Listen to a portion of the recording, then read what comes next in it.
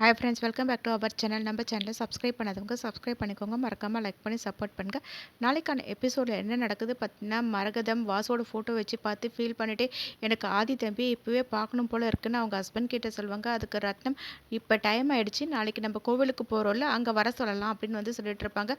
அதை கேட்டால் மரகதமும் ஓகே சொல்லுவாங்க. நெக்ஸ்ட் சீனில் பார்த்தீங்கன்னா ஆதி ஃப்ளாஷ்பேக்கில் யோசிச்சு பார்த்துட்டு இருப்பாங்க. பாரதி ஒரு வாட்டி வாமிட் பண்ண போவாங்க. அப்போ ஆதி போய்ட்டு என்னாச்சு அப்படின்னு வந்து கேட்பாங்க. எல்லாமே உங்களால் தான் அப்படின்னு சொல்லும்போது உடனே ஆதி வந்துட்டு சூப்பர் பாரதி, இதை தான் நான் எதிர்பார்த்தேன் அப்படின்னு சொல்லிட்டு உடனே பார்த்தீங்கன்னா ரத்னம் அவங்க அம்மா எல்லாருக்குமே கால் பண்ணி சொல்லிடுவாங்க. ரத்னம் வந்து பாரதிக்கு கால் பண்ணிவிட்டு, என்னம்மா எனக்கு ஒரு விஷயத்தை கேள்விப்பட்டேன், ஆதி தம்பி இப்போ தான் சொன்னார், ரொம்ப சந்தோஷமாக இருக்குது, வீட்டுக்கு ஒரு குட்டி ஆதி வரப்போகிறாரு அப்படிலாம் சொல்லுவாங்க. அதை கேட்ட உடனே பாரதி என்ன பண்ணுறதுன்னு ஒன்றும் புரியாமல் யோசிச்சுட்டு இருப்பாங்க. சரிம்மா, நம்ம குலதெய்வத்துக்கு போயிட்டு நான் சாமி கும்பிட்டுட்டு வரேன்னு சொல்லிட்டு ஃபோனை வச்சுருவாங்க. உடனே பார்த்தீங்கன்னா லதாவும் கால் பண்ணிட்டு, ஏய் இப்போ தாண்டி ஆதி எனக்கு கால் பண்ணி சொன்னார், குட்டி ஆதி வரப்போகிறாரு போல இருக்குது அப்படின்வாங்க. உடனே பாரதி, அதெல்லாம் எதுவுமே இல்லடி, இவர் அவசரப்பட்டு சொன்னார், நேற்று எனக்கு பரோட்டா வாங்கி கொடுத்தாரு, எனக்கு அது செட் ஆகாதுன்னு உனக்கே தெரியல, அதனால தான் வாமிட் பண்ணேன் அப்படின்னு சொல்லிட்டு இருப்பாங்க. உடனே சரிடி, அதுக்கான ஏற்பாடெலாம் நீங்கள் இப்போவே பண்ணுங்க அப்படின்னு சொல்லிட்டு ஃபோன் வச்சுருவாங்க. உடனே பாரதி, என்ன ஆதி பண்ணி வச்சுருக்கீங்க அப்படின்னு வந்து கோவப்படுவாங்க. உடனே ஸ்மைல் பண்ணி நின்றுட்டு இருப்பாங்க. பாரதி வந்துட்டு, உங்களுக்கு இதெல்லாம் முதல்ல தெரியுமா அப்படின்னு வந்து கேட்பாங்க. அதெல்லாம் எனக்கு தெரியும் அப்படின்னு சொல்லுவாங்க. ஏன் ஆதி, உங்களுக்கு ரெண்டாவது குழந்தை வரத்துல சந்தோஷம் தானே அப்படின்னு வந்து கேட்பாங்க. அதுக்கு ஆதி, எனக்கு தமிழ் இருக்கால அதுவே போதும், ஏன்னா இன்னொரு குழந்தை வந்தால் அந்த குழந்தைய தான் எல்லாருமே கொஞ்சுவாங்க, தமிழ் வந்துட்டு தனியாக இருக்கிற மாதிரி ஆகிடும் அப்படின்னு சொல்லிட்டு இருப்பாங்க. அதை கேட்ட பாரதி, நீங்கள் சொல்கிறது சரிதான், எனக்கு இன்னொரு குழந்தை வந்தால் அந்த குழந்தைய பார்த்துக்கிற மாதிரி தான் இருக்கும், தமிழ் வந்துட்டு பார்த்துக்க முடியாது அப்படின்னு சொல்லுவாங்க.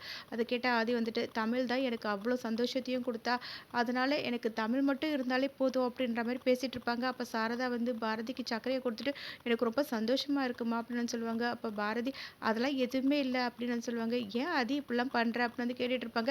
இதெல்லாம் நினச்சி பார்த்தீங்கன்னா அவர் ரொம்பவே ஃபீல் பண்ணிட்டு இருப்பாங்க. நெக்ஸ்ட் சீனில் பார்த்தீங்கன்னா ரத்னம் மரகதம் ரெண்டு பேருமே கோவிலுக்கு போவாங்க. அங்கே சாமிக்கிட்ட அர்ச்சனைலாம் கொடுத்துட்டு ரெண்டு பேருமே உட்காந்து பேசிகிட்டு இருப்பாங்க. அதுக்குள்ளேயே வெளியே பார்த்தீங்கன்னா இந்த மணி துரை ரெண்டு பேருமே வந்து பிளான் போட்டு ரத்னமை கொலை பண்ணுன்றதுக்காக ரவுடிங்களை கூப்பிட்டு உள்ளே அனுப்பி வச்சுட்டு அவங்க வெளியே நின்று பார்த்துட்டு இருப்பாங்க. மரகதமும் நம்ம குடும்பத்தில் இருக்க எல்லாருமே வந்தால் சந்தோஷமாக இருக்கும்னு பேசிட்டு அங்கே பார்க்கும்போது ரவுடிங்க கத்தி வச்சு நின்றுட்டு இருப்பாங்க. அதை பார்த்து ரெண்டு பேருமே ஓடி போவாங்க. அதுக்குள்ளேயும் பார்த்தீங்கன்னா அந்த ரவுடிங்க ரத்னமை கத்தியால் குத்த போவாங்க. அந்த இடத்துக்கு பார்த்தீங்கன்னா ஆதி வந்து அந்த ரவுடிங்களை போட்டு அடிச்சிட்டு இருப்பாங்க. அதை பார்த்ததோட இவன் எப்படி இங்கே வந்தான்னு தெரியலையே அப்படின்வாங்க. சரி, என்ன நடக்குதுன்னு பார்த்துட்டு இருக்கலான்னு பார்க்கும்போது ரவுடிங்களை அடிச்சுட்டு அவங்க முகத்தில் இருக்க அந்த கர்ச்சிப்பை ரிமூவ் பண்ணுறதுக்காக ஆதி ட்ரை பண்ணுவாங்க. உடனே அந்த டைம் மணி பார்த்தீங்கன்னா ஆதியை போயிட்டு அடிச்சுட்டு அந்த ரவுடியை கூப்பிட்டுட்டு அங்கேருந்து எஸ்கேப் ஆகி போயிடுவாங்க. ஆதி ரத்னம் கிட்ட போயிட்டு, அப்பா அவங்களுக்கு ஒன்றும் இல்லைல்ல அப்படின்னு வந்து கேட்டுட்டு இருப்பாங்க. மரகதம் அப்படியே ஆதியை பார்த்துட்டே இருப்பாங்க. என்னம்மா அப்படின்னு வந்து கேட்கும்போது, என்னை மன்னிச்சிருப்பான்னு சொல்லிட்டு ஆதியோட காலில் விழ போவாங்க. உடனே ஆதி தடுத்துட்டு, ஏம்மா இந்த மாதிரிலாம் பண்ணுறீங்க அப்படின்னு சொல்லி கேட்பாங்க.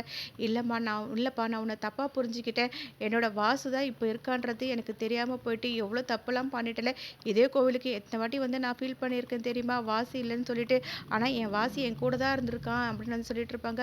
அதை கேட்டால் ஆதி வந்துட்டு, நீங்கள் சொல்கிறது உண்மைதாம்மா, உங்களோட வாசு தான் நான் அப்படின்னு வந்து சொல்லுவாங்க.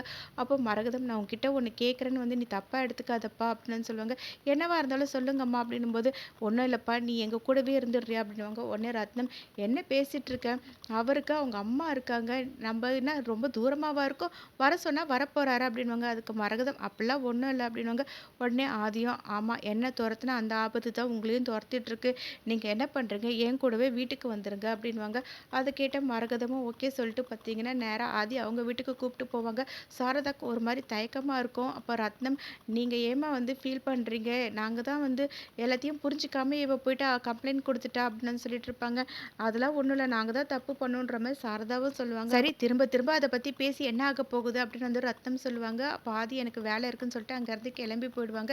நெக்ஸ்ட்னு பார்த்தீங்கன்னா அறிவு காரை விட்டு நிறுத்திட்டு செம்ம டென்ஷனாக வெளியே இறங்கி வருவாங்க. ஸ்வேதா என்னாச்சுன்னு கேட்கும்போது, என்னால் காரை கூட ஓட்ட முடியல, எவ்வளோ டென்ஷனாக இருக்குது, அந்த ஆதியை காப்பாற்றியே இருக்கக்கூடாது, அவனை காப்பாற்றுறதுக்கு பார்த்தியா இப்போ நம்ம எந்த நிலமையில வந்து நின்றுட்டுருக்கோம், அவனை அப்படியே விட்டுருந்தா எங்கள் அக்காவுக்கும் வயசாயிடுச்சுன்னு சொல்லிட்டு அவளையும் போட்டு தள்ளிட்டு நம்ம இந்நேரம் நிம்மதியாக சந்தோஷமாக இந்த சொத்தை எடுத்து அனுபவிச்சிருக்கலாம் அப்படின்வாங்க.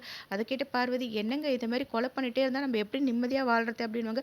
ஸ்வேதாவும் வந்துட்டு, அப்பா நீங்கள் சொல்கிறது தான்ப்பா சரி, நம்ம இப்போ எந்த நிலமையில வந்து நிற்கிறோம், இது எல்லாத்துக்குமே காரணம் யார், அந்த ஆதியும் பாரதி தான், அவங்கள சும்மாவே விடக்கூடாது, ஆதியை நீங்கள் போட்டு தள்ளிடுங்க, அதுவும் அந்த பாரதியும் நீங்கள் விடக்கூடாது, என்னோட வாழ்க்கையை கெடுத்துட்டு எனக்கிட்டே சவால் விட்டால அப்படின்வாங்க. அதை கேட்டால் அறிவும், நீ சொல்லிட்டலம்மா அந்த ஆதியை வந்து நான் போட்டு தள்ளிடுறேன் அப்படின்ற மாதிரி பேசிகிட்டு இருப்பாங்க. நெக்ஸ்ட் சீனில் பார்த்தீங்கன்னா பாரதி தமிழை கூப்பிட்டு பஸ்ஸில் போயிட்டுருப்பாங்க. அப்போ கோமாளிகள் தினம் வந்து ப்ரோக்ராம் போயிட்டுருக்கோம். அத கேட்ட உடனே பாரதி ஃப்ளாஷ்பேக்ல யோசிச்சு பார்ப்பாங்க. ஆதிக்கு ஒரு லெட்டர் எழுதிட்டு அவங்க ஒளிஞ்சிட்டு இருப்பாங்க. ஆதி அந்த லெட்டர ஓப்பன் பண்ணி பார்ப்பாங்க. என்கிட்ட நீங்க எப்படி வந்து உண்மைய மறைச்சீங்க? நான் உங்ககிட்ட உண்மையா தான் இருக்கேன். எல்லா விஷயத்தையுமே சொல்றேன். ஆனா நீங்க என்கிட்ட இருந்து மறைச்சிட்டீங்க. அதனால நான் உங்கள விட்டு போறேன் ஆதி அப்படின்னு சொல்லிட்டு அந்த லெட்டர படிச்சு ஆதி ஃபீல் பண்ணிட்டு அப்படியே உட்கார்ந்துட்டு இருப்பாங்க. என்ன விட்டு போயிட்டீங்களா? அப்படின்ட்டு. அப்போ பாரதி அந்த இடத்துக்கு வந்துட்டு உங்கள விட்டு நான் போயிட்டேன் அப்படின்னு சொல்லிட்டு சிரிச்சுட்டே நிப்பாங்க. அப்ப ஆதி வந்துட்டு இந்த மாரிலாம் பண்ணாதீங்க பாரதி. நீங்க இல்லாம என்னால இருக்க முடியாது. நீங்க தான் எனக்கு எல்லாமே அப்படின்னுவாங்க. அத கேட்ட பாரதியும், நீங்க எதுக்காக இப்படி ஃபீல் பண்றீங்க? அப்படின்னு வந்து கேட்பாங்க. நான் எந்த ஒரு தப்பு பண்ணாலுமே நீங்க என்ன விட்டு போகக்கூடாது அப்படின்னுவாங்க. அத கேட்ட பாரதியும், நீங்க தப்புலாம் பண்ண மாட்டீங்க. அப்படியே தப்பு பண்ணாலும் நான் உங்கள விட்டு எப்பவுமே போக மாட்டேன். உங்க கூடவே தான் இருப்பேன் அப்படின்னு சொன்னதெல்லாம் நெனச்சு பார்த்து ஃபீல் பண்ணிட்டு இருப்பாங்க. இங்க பார்த்தீங்கன்னா, ஆதி பாரதிய நெனச்சு ரொம்பவே ஃபீல் பண்ணிட்டு இருப்பாங்க. அந்த இடத்துக்கு பார்த்தீங்கன்னா, ஆதியாவே வாசு வந்து முன்னாடி நின்னு பேசுவாங்க. என்ன ஆதி, இன்னும் நீங்க பாரதி தேடி கண்டுபிடிக்காம நீங்க பாட்டுன்னு அமைதியா இருக்கீங்க அப்படின்னு வந்து கேட்பாங்க.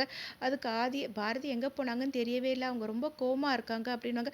அத கேட்ட வாசு வந்துட்டு, அதுக்காக நீங்க அப்படியே விட்டுருவீங்களா? பாரதிய வந்து எங்க யாருன்றது தெரியாதப்பவே அவள நீங்க கண்டுபிடிச்சு அவக்கு முன்னாடி போய் நின்னுவீங்க. இப்போ உங்க கூட வாசு நான் இருக்கிறேன். அப்படி இருக்கும்போது கண்டிப்பா பாரதி உங்க கூட வருவாங்க. நீங்க பாரதிய தேடி போங்க அப்படின்னுவாங்க. பாரதி என் மேல கோவமா இருக்காங்க. அது மட்டும் இல்லாம உங்ககிட்ட நான் மன்னிப்பு கேட்கணும். உங்களோட இதயம் தான் இப்ப எனக்குள்ள இருக்கு அப்படின்னுவாங்க. இதுல உங்களோட தப்பு எதுவுமே இல்ல அப்படின்னு வந்து வாசு சொல்லிட்டு, நீங்க பாரதிய தேடி போங்கன்னு சொல்லிட்டு அங்கருந்து மறைஞ்சு போயிடும். இங்க சாரதா வந்து மரகதம், ரத்னம் 2 பேருக்குமே சாப்பாடு குடுத்துட்டு இருப்பாங்க. திரும்ப திரும்ப அத பத்தி நம்ம எதுவுமே பேச வேண்டாம் அப்படின்னு சொல்லிட்டு இருப்பாங்க. அப்ப சாரதா வந்து நடந்த விஷயம் எல்லாத்தையுமே கேள்விப்பட்டேன். ஆதி இப்பதான் சொன்னா, இனிமே நீங்க இங்கேயே இருங்க. நீங்க இருக்கிறது எனக்கு ரொம்ப நிம்மதியா இருக்கு. என்னால எல்லாத்தையுமே மறக்க முடியுது. ஏன்னா பாரதியும் வந்து கோவப்பட்டு இங்கருந்து போயிட்டாங்க. நீங்க வந்தது எனக்கு ரொம்ப ஆறுதலா இருக்கு அப்படின்னு வந்து சொல்லிட்டு இருப்பாங்க. கரெக்ட்டா அப்ப பார்த்தீங்கன்னா, ஆதி பேக் எடுத்துட்டு கீழ வருவாங்க. இப்படியே இந்த எபிசோட் எண்ட் ஆகும். நெக்ஸ்ட் எபிசோட்ல என்ன நடந்துச்சுக்கு நம்ம சேனல் லைக் பண்ணுங்க, ஷேர் பண்ணுங்க, மறக்காம சப்ஸ்கிரைப் பண்ணிக்கோங்க. Thank you.